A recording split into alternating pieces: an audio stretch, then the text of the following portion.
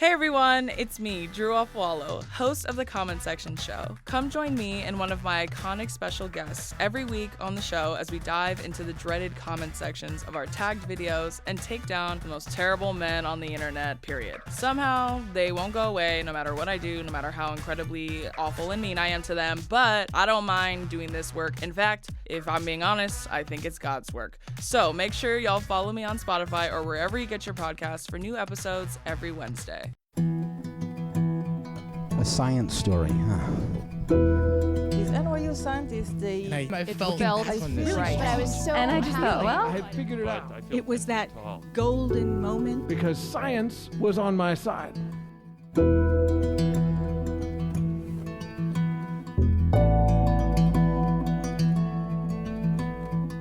Hey everyone, welcome to the Story Collider, where true personal stories about science help us to discover how weird and wonderful it is to exist in this world and be a human.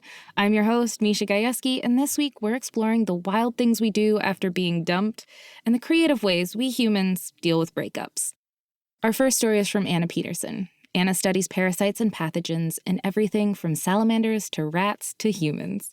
In her free time, she enjoys hanging out with her dog Hank and running long distances very slowly. Her story was recorded at our go-to spot in Atlanta, Waller's Coffee Shop, and her story is all about those sometimes rash decisions we make after a breakup. You know, like giving yourself bangs or signing up to run a marathon in less than a month. Here's Anna.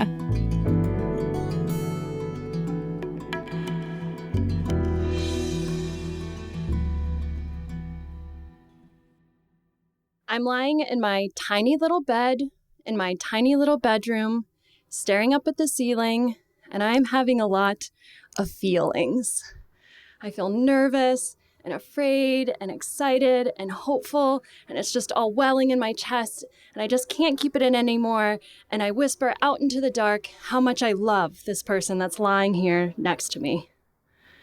And I hear the sound of my heart and my breath and that deeply uncomfortable silence of somebody pretending to be asleep. But I am undeterred because I am in love. So I spend the next couple of years trying to convince this person to love me in the way that I love him. And I'm a couple months away from finishing my master's degree, just a few months out from graduation. I don't know what I'm going to do next, but I know that wherever I am, I want to be where he is.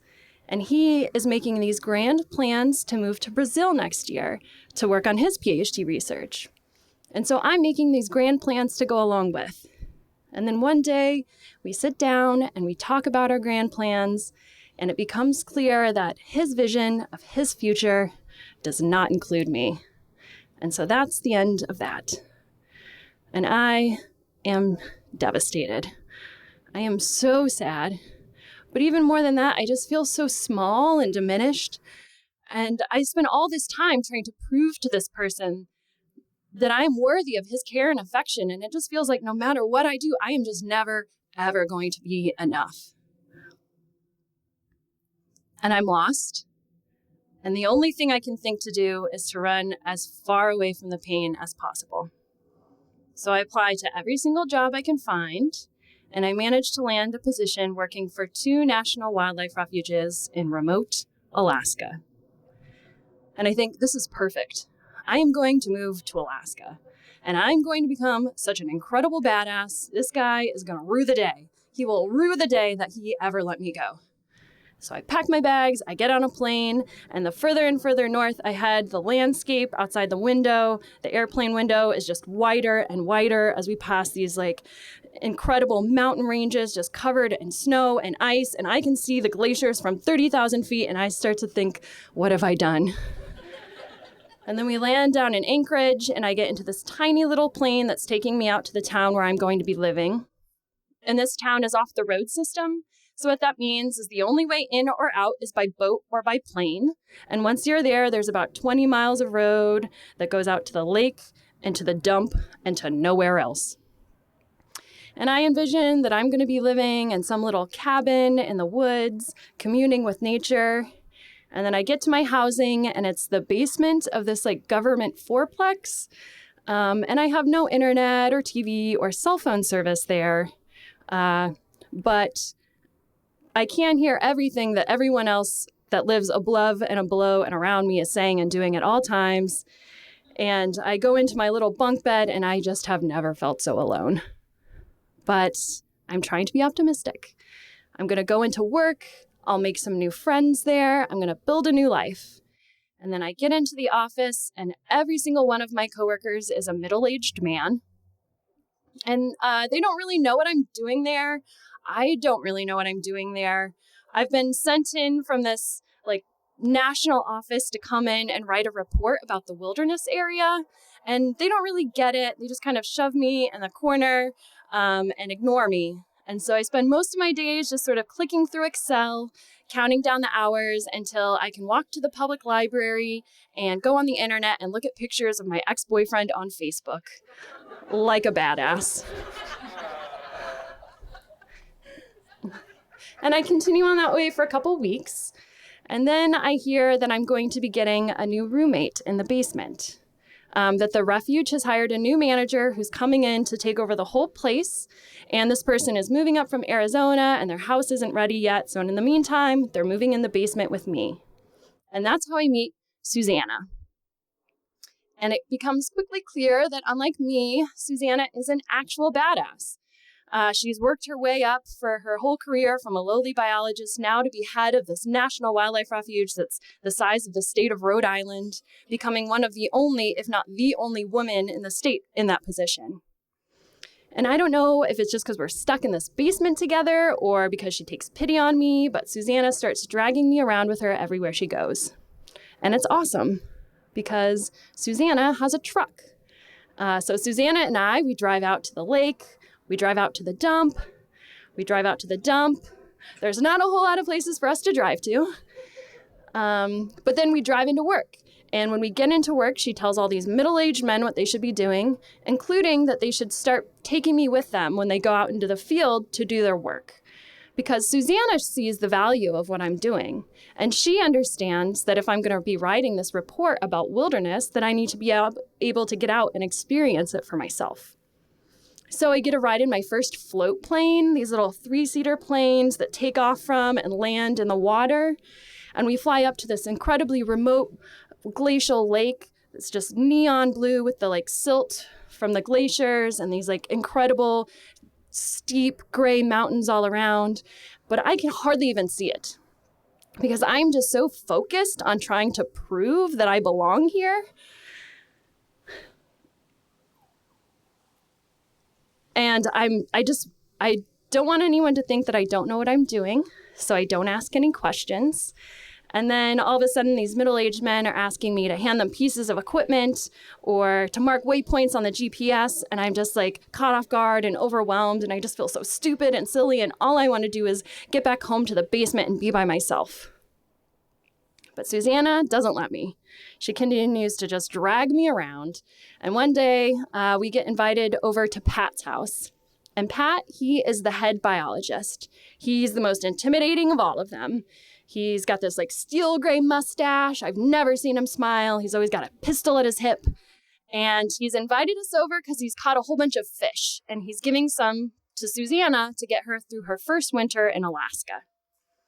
And we show up to his house and there's just wheelbarrows full of these giant salmon all over his lawn. They're the size of a baby. And he hands us these long knives with these wooden handles that he whittled himself. And he shows us how to cut open the guts and then cut along the backbone to cut them into fillets so that we can, vacuum seal them and keep them for winter. And I am just so bad at this. It's slippery and slimy and their little fish eyeballs are staring at you. And every single cut I make, I'm just apologizing for messing this up and doing it wrong. And finally, Pat just has to stop me. And he's like, Anna, I don't know why you would expect to be good at something that you have never done before. And then I look over at Susanna and her mingled fish doesn't look any better than mine. But she's just over there happily hacking away. And I realize maybe that's the thing that makes Susanna an actual badass, is not that she has a truck or she can tell people what to do, but that she's just not so concerned about trying to prove anything to anybody. She just is. So I spend the rest of my summer trying a little harder to be. And on one of my very last days before I leave town, Pat comes into the office and he's like, Anna, Susanna, come with me. We're going to the lake. So we pack up the truck, we pack up the boat, and we drive to the lake. And what we're doing is we are looking for Kitzlitz's merlets. And if you don't know, a merlet is a type of bird. They're a little bit similar to a puffin, but unlike puffins, which are colorful and live in big colonies by the coast, merlets are small and brown, and they live by themselves on the tundra. And as a result, there's not a whole lot known about these birds, except for that their populations are thought to be in decline. And so we're out at the lake because Pat's been hearing that there's been records of these birds out there, and in particular, juvenile merlets. And knowing where juveniles is important because that's an indication that this is probably breeding habitat. And breeding habitat is really key when you're thinking about conservation of a species. So we're up at the lake trying to prove there's these little juvenile birds up there. And we arrive, it's early in the morning, and the lake is just socked in fog. But Pat is undeterred, and we just start doing transects back and forth, back and forth, back and forth across the lake. And I'm just staring at like a wall of fog with a pair of binoculars, and everything seems hopeless. But slowly, the fog begins to lift, and I'm just looking at the way the clouds sit on the mountains, and the dark green of the trees that ring the lake, and the little bits of color of the tundra as it starts to turn for the fall. And I set those binoculars down. I recognize that I am no good at using them, and I don't even care. Instead, I just breathe. And then I hear Susanna yell. She's like, wait, I think I see something across the lake. And then Pat wheels the boat around, and we beeline towards some little thing that's bobbing out on the water, and we pull up sideways next to it, and he's like, Anna, grab it. And I reach over the boat, and I grab this thing out of the water, and I put it down on the seat in front of us, and there it is, a dead merlet. Definitive proof that they exist here. A couple days after that, I headed north to spend the next few months at a different wildlife refuge. And then I moved down to Louisiana to start my PhD. But in between, I stopped back by Colorado, which is where I had done my master's. And while I was there, I reached out to that ex, and I was like, to see if he wanted to meet up. And he was like, yeah, sure, I'll be at this coffee shop. You can come by if you want to. So I walk over there, and as I'm walking over, I just have all this like anxiety and fear in my chest. And the closer I get, it just like sinks down into my stomach like dread, and every single step I take just feels so heavy. And then I get there, and we sit down, and we start to talk. And he doesn't have a whole lot to say for himself. He never ended up moving to Brazil. And instead, I just take up space, and I tell him about Susanna and how because of her, I got to do all these incredible things. I've spent 10 days out on the coast looking at seabirds, and I spent 4 days on an inflatable kayak with a middle-aged man floating down a river from its headwaters until it meets the Bering Sea. And I told him about Pat and about this bird we found and how he was working to write up this report and how in some small way it felt like it contributed to the protection of this little thing. And as I walked away, I would love to say that I felt confident and healed and like I never thought or felt sad about him again, but that is not true. But I did feel a little bit bigger, thinking about how sometimes your heart gets broken and you can feel so lost and sad and alone. But sometimes you meet a badass who drags you out onto a boat, and together you find that floating dead bird that you were looking for. And I think that's enough.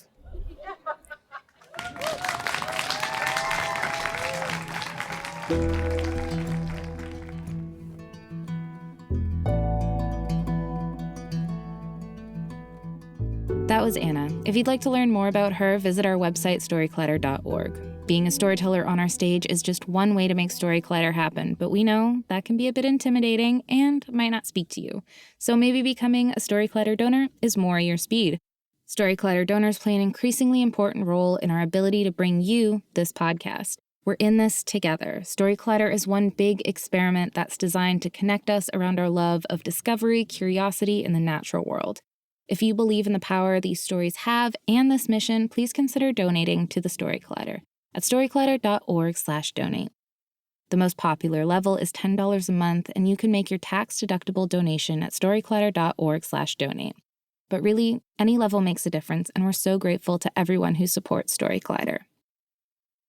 Our next story is from Moiya McTier. Moiya is an astrophysicist, folklorist, and science communicator. You might also know her from her podcast Exolore and Pale Blue Pod, or the mythology show on PBS called Fate and Fabled, or her hit book, The Milky Way, an autobiography of our galaxy. We've recorded Moiya's story at the Bell House in Brooklyn, New York, at our special annual fundraiser show, The Proton Prom. Her story is something anyone who's been heartbroken can relate to. It's all about how healing from a heartbreak is a journey unto itself. Here's Moiya.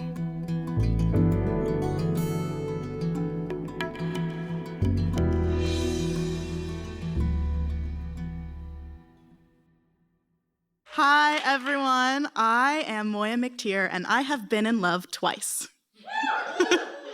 The first time ended with a heartbreak that hurt way more than it should have, like a paper cut, you know? We met freshman year of college, and we fell in love over Key and Peele skits and BuzzFeed articles posted to each other's Facebook walls.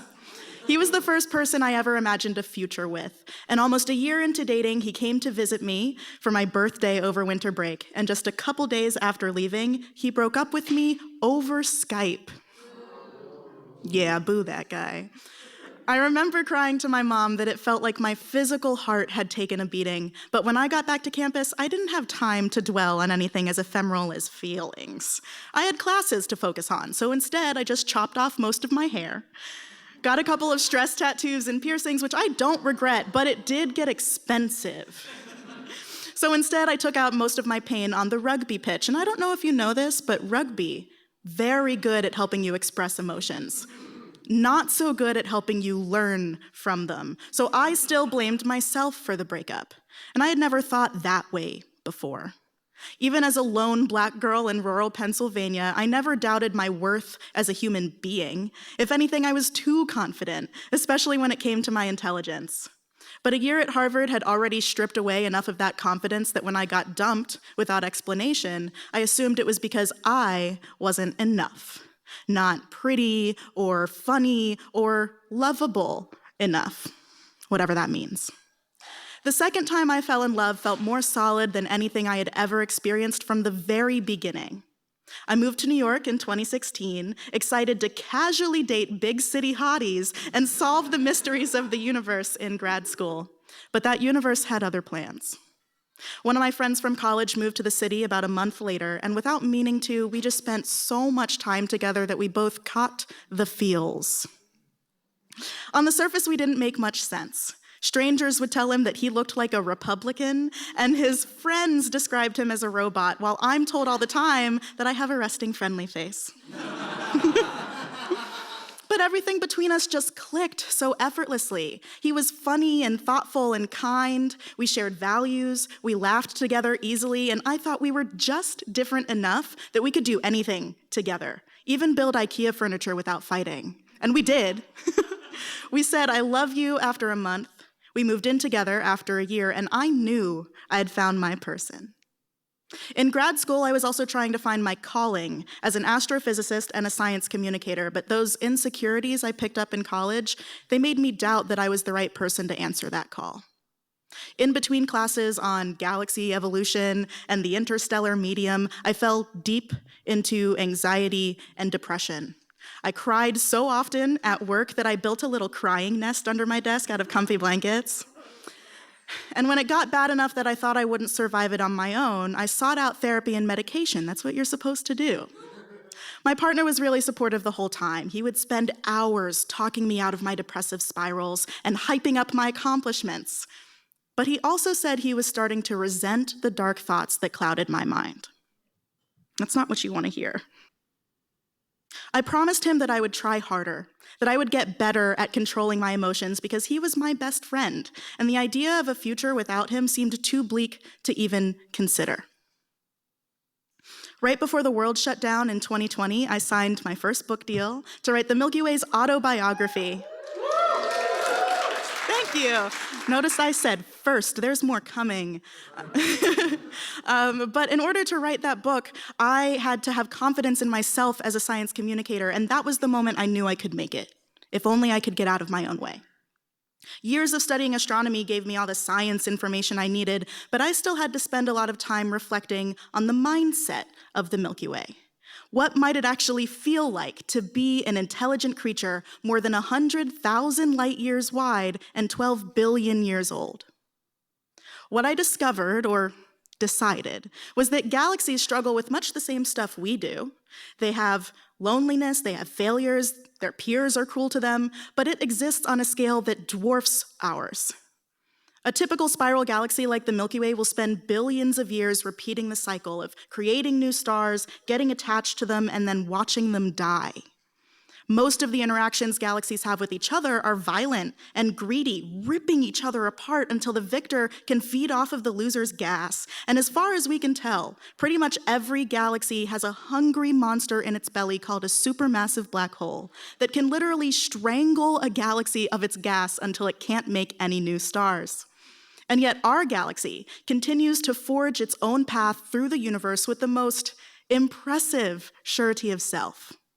The Milky Way knows who it is, and it loves itself fiercely. I spent a year and a half pretending to be that lonely galaxy floating in the universe, and over time, my worldview gradually expanded beyond the typical human scales. I zoomed out, and I started to see myself as a teeny tiny cog in a great machine, so it's fine if I make mistakes. After all, I'm only human. And the more time I spent pretending to be the aggressively confident Milky Way, the more my own self-esteem improved. When I missed a meeting, I stopped saying, I suck, and I started saying, oh, I'm awesome. I have too many meetings to keep track of. Thanks to this book, I had finally found the type of peace and confidence that I needed to crawl out of my depression hole, just like I promised I would. And 4.5 years after I confessed to my partner that I had crush-like feelings, we proposed to each other in our living room. Yeah, it was really cute. We started to talk about a celestial-themed wedding, and I bought a beautiful star-studded veil, and I hid it in our closet as a surprise. I was climbing towards a better mental state, but the next year was really tough for him. He was struggling with his transition to a new career as a rapper. I know, but I did really think he had potential. And at the same time, his mom revealed that she fundamentally disapproved of our relationship and of me as a person. He thought that the problem would go away if he just ignored it. And obviously that's not true. I think we can all agree that's not the case. So after months of my begging, he finally agreed to try family therapy, and it worked. In the final days of summer, he told me he was feeling better about both life and us. Suddenly, it's a crisp October Sunday, and he is sitting on the couch watching a football game when I say, we need to talk about this wedding. It's supposed to happen in 2 weeks. We talked about eloping in the park, but then life got too hectic, so we didn't plan, but now is the time. He pauses the game. He takes a deep breath, and he says he's been feeling concerned about our relationship for a while. He pulls out his phone and starts reading a note of breakup thoughts to me. Yeah, this isn't weird for him. He often writes down difficult conversations before he has them. But I ask, how long is a while? And he says months. I start replaying the last couple of months in my head. My book launch, our 6th anniversary, his album release, and I am too stunned in the moment to actually ask anything out loud, so I just listen to him read his sentences from his phone. And all of them paint me as the problem in our relationship. A year ago, I might have agreed with him, but I have done the work. I'm no longer so quick to believe bad things about myself. So in my head, I'm thinking, you're wrong. All of this is wrong. But you know what? he's not interested in hearing my side of things. He's already packed a suitcase. He walks out of our apartment and my entire world changes in a single moment. I lose my best friend, a second family I had grown to love, and a joint future that I cherished. I feel betrayed, I feel blindsided, but I can't quite conjure any anger, mostly just confusion. So I call him the next day and I ask, why? Why are you throwing away this beautiful life we've built together? And on the call, I take notes. Because I know I will want to remember exactly what he says. Things like, you're not as interesting as you used to be. You eat too much. And you're not steel sharpening my steel. I mean, after the call, I feel conflicted. On one hand, finally angry because how dare he say those things? And on the other, grateful because in hindsight, all of his flags have redshifted.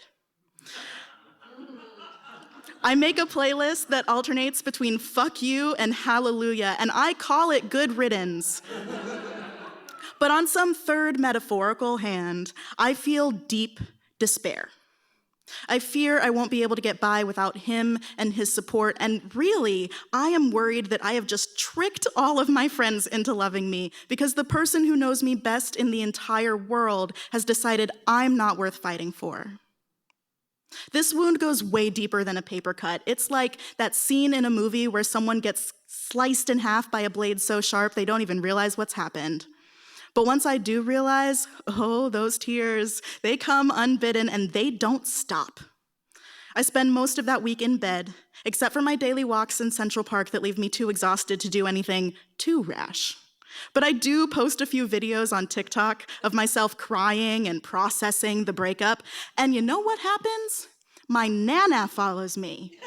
My grandmother followed me on TikTok, which is not what you want on that platform at all. But that week, I'm scheduled to talk about my book at the Ottawa Writers' Festival, and he plans to get the rest of his stuff while I'm gone. In Canada, I see an old rugby teammate who reminds me that there was a time before this relationship, and when I read my writing at the festival in front of a crowd of people who only see me as an exciting new author and not some fragile, heartbroken husk, I remember that I still have plenty of life to live after it. In the haughty tone that I have given the Milky Way, I say, I am space. I am made of space, and I am surrounded by space. I am the greatest galaxy who has ever lived. And in that moment, I recognize the power in that delusional galactic confidence, the type of confidence that little Moiya had. So I return from Ottawa a week after the breakup to an apartment that is pretty much empty. It's half empty, and it doesn't feel like home anymore. I say it's empty, but he left most of the furniture behind because he's not handling this breakup like a jerk, but his books are gone. And his side of the dresser is empty, and all of our lovey-dovey art is missing from the walls. So I take a breath, and instead of ignoring my feelings or drowning in them, I ask myself, WWMWD. What would the Milky Way do? The Milky Way would have faith in its permanence compared to this temporary discomfort.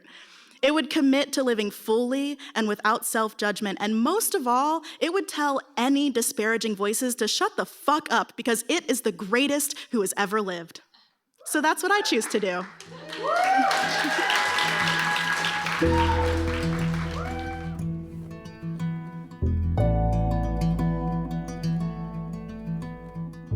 That was Moiya. If you'd like to learn more about her, you can visit our website, storyclatter.org.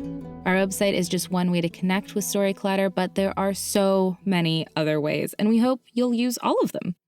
You can always follow us on social media. We're on Twitter, Facebook, Instagram, and TikTok. Head to storyclatter.org to become a financial supporter.